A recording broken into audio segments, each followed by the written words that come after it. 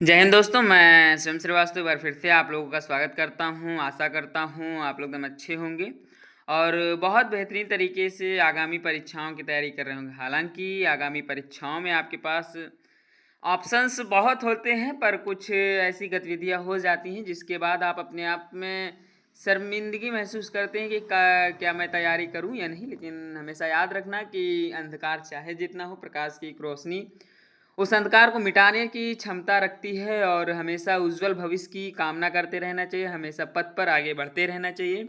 कभी कभी रास्तों पे रुकावटें बहुत आती हैं, मेरे भी जीवन में बहुत आई हैं और अभी भी मैं रुका हुआ ही हूँ। वैसे टॉपिक मेरा यह नहीं है, मैं लौटता हूँ बिहार स्टाफ नर्स रिजल्ट 2025 पे। इस दिन जारी होगा रिजल्ट। देखो, आप लोगों का रिजल्ट के बारे में अगर मैं अपडेट बताऊँ तो बहुत बढ़िया अपडेट लेकर मैं आया हूँ आपके रिजल्ट के बारे में। एकदम कंफर्म समझ लो कि 100% तो नहीं, लेकिन 99% कंफर्म डेट मैं आपको बताने वाला हूँ, ठीक है। और ऑब्जेक्शंस के मामले में तो इसमें कोई रियायत है ही नहीं। सबसे ज़्यादा अभी तक मुझे ऑब्जेक्शन इस पेपर में देखने को मिले हैं, इस एग्ज़ाम में देखने को मिले हैं, क्योंकि बिहार स्टाफ नर्स का एग्ज़ाम है तो ऑब्जेक्शंस जाहिर सी बात है। बहुत से लोगों के नंबर होंगे 29, 30, 32, 40। इन नंबर वालों की मौज क्यों मौज है मैं बताऊंगा। ये लोग नॉर्मलाइजेशन के दम पे बहुत आगे पहुंचने वाले हैं, अभी आप लोग देखना। आंसर की के बाद क्या कोई बदलाव हुआ है, क्या कोई अपडेट है, क्या कोई कट ऑफ में अंतर आया है। इसके पहले मैंने वीडियो डाला था तो उसमें कमेंट आ रहा था कि 70 जाएगा, 80 जाएगा, 90 जाएगा। वो सारी चीज़ें मैं आपके डाउट सॉल्व करने वाला हूँ, ठीक है। Normalization, bonus mark, hard shift, easy shift, बहुत सी ऐसी चीज़ें हैं जो आपको जाननी जरूरी हैं, तो वीडियो में लास्ट तक बने रहना। मैं सिंपली यहाँ पर बात करता हूँ बीएससी बीटीएससी स्टाफ नर्स से, Bihar staff nurse expected cut off के बारे में। आंसर की के बाद क्या कट ऑफ में कोई बदलाव हुआ, मैंने आंसर की के पहले ही बताया था। जब आंसर की आप लोगों को आ जाएगा तो मैं एक वीडियो लेकर आऊँगा जिसमें मैं कट ऑफ के बारे में थोड़ी सी जानकारी दे दूंगा कि कितने परसेंटेज तक उछल सकता है, ठीक है। हार्ड शिफ्ट क्या है, इजी शिफ्ट क्या है, हार्ड शिफ्ट में कौन कौन से हैं पोस्ट, आपको पता है कि 11,038 पोस्टें हैं और ऑब्जेक्शन रिकॉर्ड तोड़ हुआ है। इसमें कोई वो नहीं, ऑब्जेक्शन रिकॉर्ड तोड़ हुआ है। बोनस मार्क कम से कम 8 से 10 नंबर तक मिलेगा। तो ये चीज़ें अच्छी हैं आपके लिए कि 8 से 10 नंबर तक आपको बोनस मार्क मिलने वाला है। अब यहाँ पे आता है कि कंपटीशन कैसा है, कि कंपटीशन कैसा रहने वाला है। आपको पता है कि तब अगर कंपटीशन निकालना है तो सबसे पहले ये जान लेना चाहिए कि कितने स्टूडेंट्स ने एग्ज़ाम दिया है। तो अगर मैं यहाँ पे सिंपली बात करूँ तो टोटल फॉर्म आवेदन 95,648 के आसपास हुए थे। ये आरटीआई का रिप्लाई है, ठीक है। आरटीआई का रिप्लाई है 95,648। अब बात आती है कि उपस्थित कैंडिडेट्स कितने हुए थे। तो उपस्थित कैंडिडेट्स जो हैं लगभग 50% स्टूडेंट्स उपस्थित हुए थे, प्रेजेंट हुए थे। 45,000 स्टूडेंट ने एग्जाम दिया था और 95,000 स्टूडेंट ने लगभग एक फॉर्म भरा था। तो मैं उस हिसाब से कह सकता हूँ कि 52 या 53% स्टूडेंट्स प्रेजेंट हुए थे। बात आती है कि कंपटीशन कितना रहने वाला है। तो 11,381 पोस्टों में 5 स्टूडेंट्स में एक का सिलेक्शन तय है। अभी के हिसाब से 45,000 पोस्टें हैं, वो 11,000 यहाँ पे फॉर्म भरे गए हैं। 5,000 5 स्टूडेंट्स में से एक स्टूडेंट्स का सिलेक्शन होना है।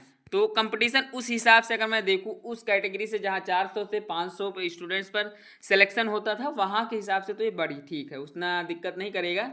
अभी आप जब एनटीपीसी में बैठेंगे, ग्रुप डी में बैठेंगे, तो वहाँ पे 500 पर एक का सिलेक्शन हो रहा था। एमटीएस का एग्ज़ाम आपको याद ही होगा, मैंने भी दिया था और 12 या 13 नंबर से मैं रह गया था, मुझे अफसोस है।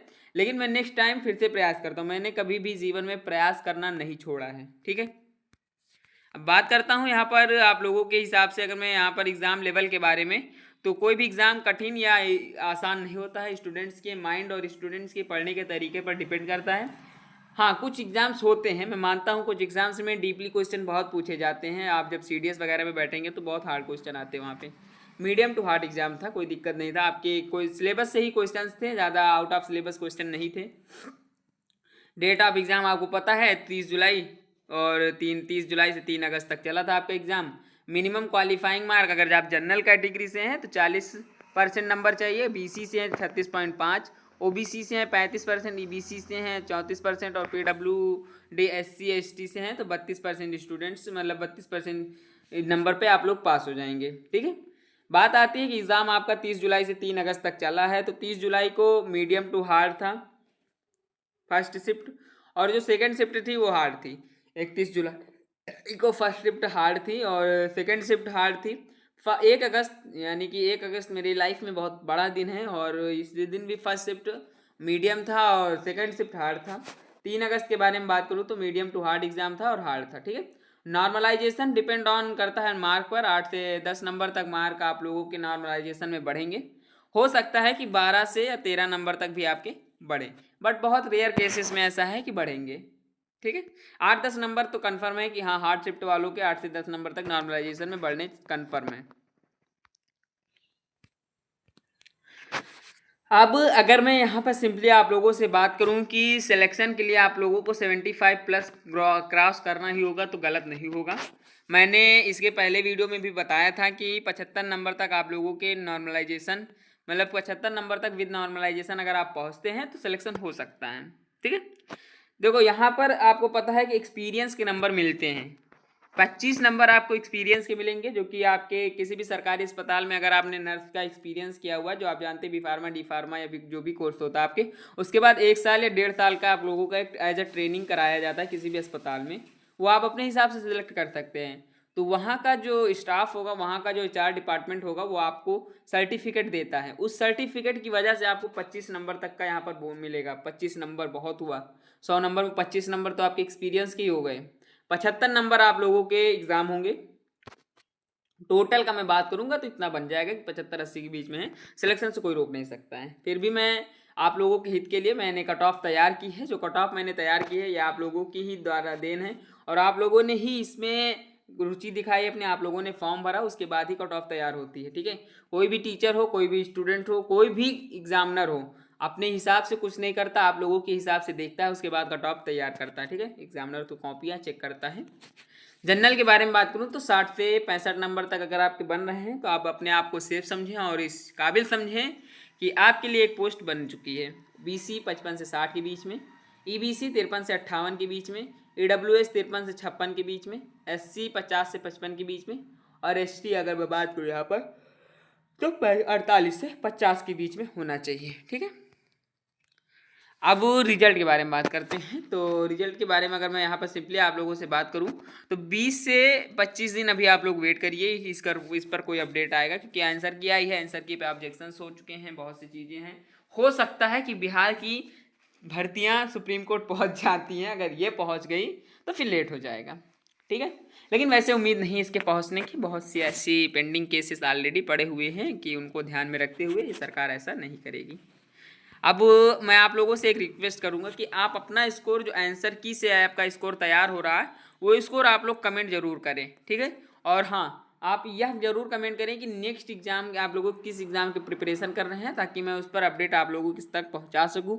और जो सही जानकारी है, जो कि इसी चैनल के माध्यम से आपको दी जाती है without any aids any locks, मैं आपको सीधे सिंपली भाषा में समझाने का प्रयास करता हूँ। 7 से 8 मिनट की वीडियोज़ में मैं वो हर चीज़ बता देता हूँ जो 1 से 1.5 घंटे की वीडियोस में आप लोगों को पता चलती हैं, ठीक है।